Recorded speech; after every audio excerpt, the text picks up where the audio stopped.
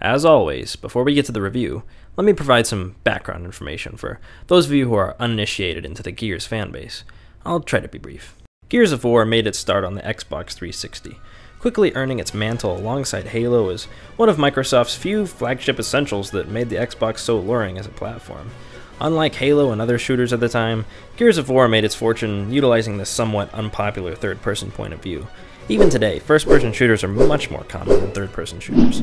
But regardless of numbers, Gears of War emerged from the crowd as the most popular third-person shooter franchise, rivaling many of the leading first-person shooters in sales and ratings. Gears of War has left its mark on the gaming edifice as a well-rounded shooter with a superb cover system, immersive cinematic gore experience, and some of the most lovable characters in the Xbox's arsenal. Any way you can kill this thing from where you are?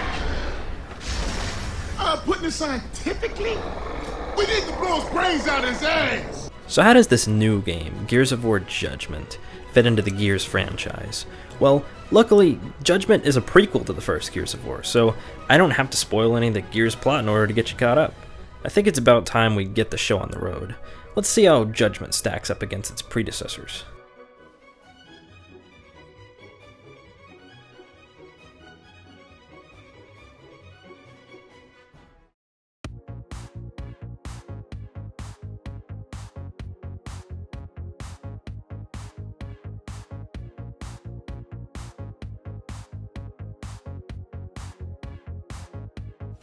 First off, I would like to address some concerns about the new control scheme.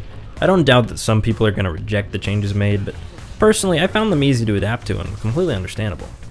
The weapon selection wheel, this shit right here, was replaced by a more streamlined approach. The Y button switches between weapons, and holding left bumper readies a grenade to be thrown upon release. There's no longer a third weapon slot since the game doesn't really differentiate between core weapons and sidearms. You veteran Gears might be curious as to how grenade tagging factors in. Just tap B while the bumper is held. We can argue all day long whether these changes are positive or whether the controls are being dumbed down and whatnot, but since this is my review, I'm giving it the seal of approval. As is expected from any Gears of War title, this game looks phenomenal. The lighting in particular struck me as some of the best lighting on the Xbox 360. When it comes to stylization and theming, there wasn't much to improve on. Gears of War has always been stylized as a dark game with defined, grungy textures. The gore and the blood in the game is a vibrant red that pops and clashes with the normal flow, which works to immerse the player in the violence before them. This is the kind of game that causes hyper-conservative Christian soccer moms to wet their pants when they find their kids playing it.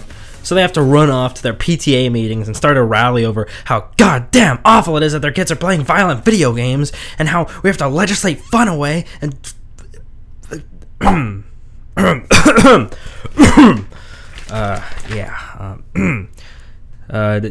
visuals. The visuals, they're something else. I've already mentioned the control changes, but let's talk mechanics. The cover system is as responsive and functional as ever, and I have zero complaints when it comes to maneuvering my character. Furthermore, the game continues the Epic Games tradition of having enemy AIs that are engaging and versatile. They'll kick your ass 6 ways to Sunday if you give them the chance. There aren't really any changes in the core Gears formula, but the campaign does introduce a fresh mechanic that adds to the fun factor: declassified missions. At the start of each campaign mission, you'll be presented with one of these large red gear symbols. Accessing this allows you to activate a challenge mode for the mission that will declassify it if completed. Each mission has a unique challenge mode with a wide assortment of scenarios. Some challenges may require you to complete a mission using only certain weapons, while others impair your vision or your health regeneration. They really got creative with this shit. I refuse to spoil any of the Judgment plot, but the game mainly concerns the story surrounding Damon Baird being demoted from an officer to a private. In an attempt to save lives and rebel against his incompassionate superiors, he lost his status as a lieutenant in the COG military. The story arc is explored through a somewhat unique and intriguing setup. Baird and his comrades begin the game on trial for treasonous activities. As the testimonies unfold, the player completes missions that recount the events preceding the trial, kinda like flashbacks. Throughout the mission, you can hear different characters recounting the events unfolding before you. I do want to note one negative when it comes to the campaign. When my friends and I played the game, I kept hearing questions like, "Are all missions just like Horde mode?" Truth be told, I ultimately felt the same vibe sometimes. Too many missions of the game were based on surviving waves of enemy locusts. They need to mix it up, damn it. Still, I can't complain about the overall feel of the campaign. It left me awe-inspired and thrilled to have been a part of it. Once again, I'm not interested in spoilers, so take my word for it when I say the plot of Judgment is one you won't want to miss if you're a Gears fan. It definitely doesn't disappoint. I don't really feel like talking about the extensive unlockable system, prize boxes, leveling up, and other progression features simply because it doesn't interest me all that much.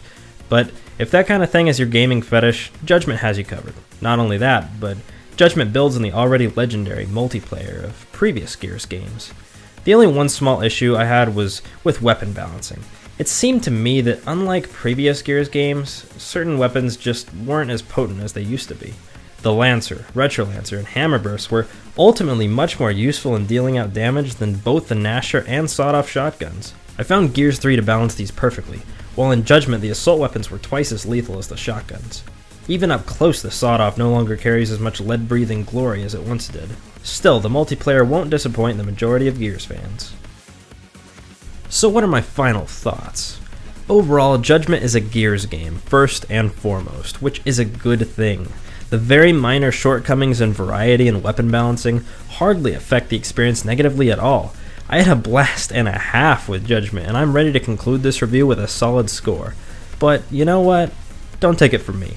I'll let Kenneth deliver the verdict. Judgment is a fiercely enjoyable game. It introduces fresh nuances, improves on what works, and provides an experience worth the title Gears of War. Shooter fans young and old would do well to not miss this game. It's not just a throwaway prequel to capitalize on the franchise's success. It's an intricately woven masterpiece that explores a deep and enthralling section of the Gears universe. Final verdict? Superb.